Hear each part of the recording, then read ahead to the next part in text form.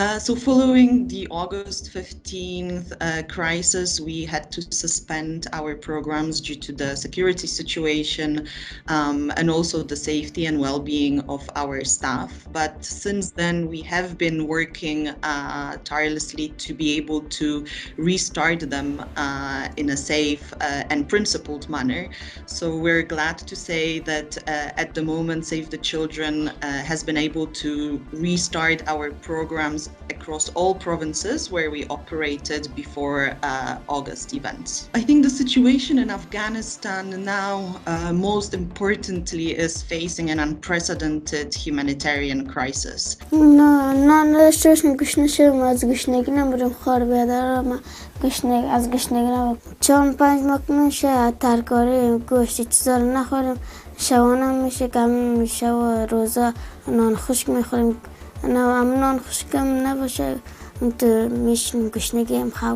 Any crisis, and especially in Afghanistan, when we are looking at this multiple impact of conflict, of now collapsing economy, of soaring food prices. Some of the basic food items, the prices have increased by over 50% lately. Unfortunately, in the recent weeks, we've heard reports of children who starved to death in Kabul.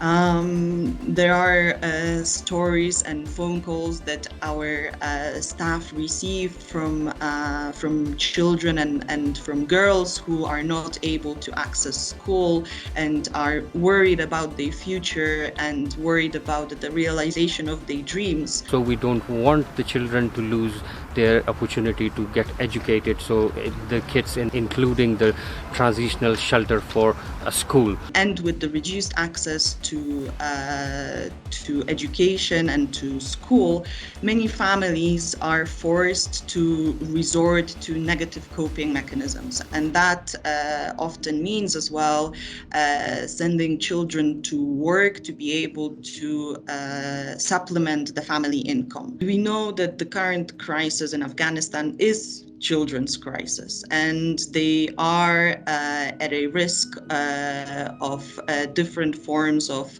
exploitation, and that can include different forms of dangerous work, child labor. They can be at risk of recruitment into armed groups, and they can also be at risk for some of the families, again, resorting to negative or what's perceived as a protective measure for their children at risk of early marriage.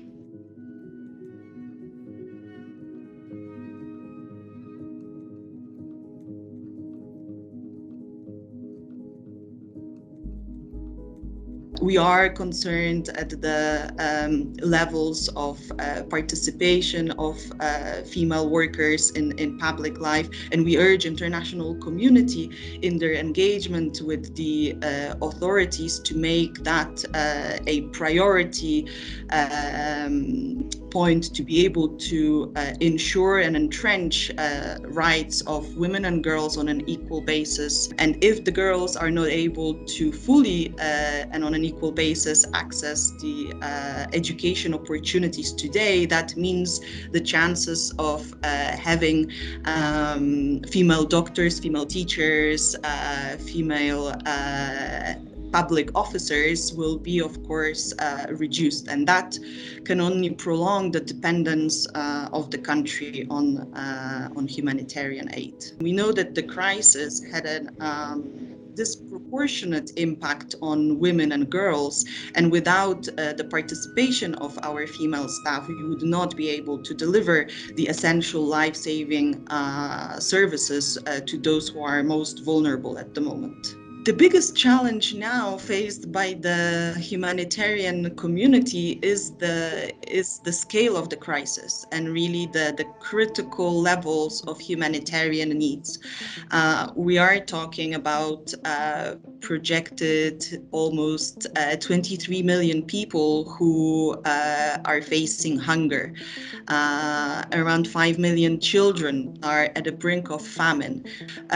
Of course, at the international community level, and what is important for agencies such as Save the Children and other humanitarian organizations is that there is a consensus at the international level in terms of the sanctions regimes that may negatively impact our ability to deliver the services and deliver aid across the country. Following the August 15 events, that's additional over 200,000 people who have been displaced.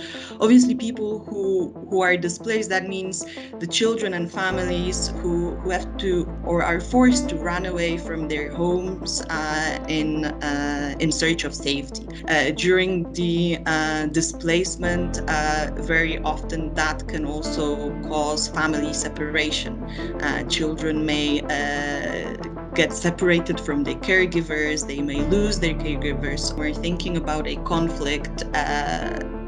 A lot of people will be forced to flee their homes in search of safety.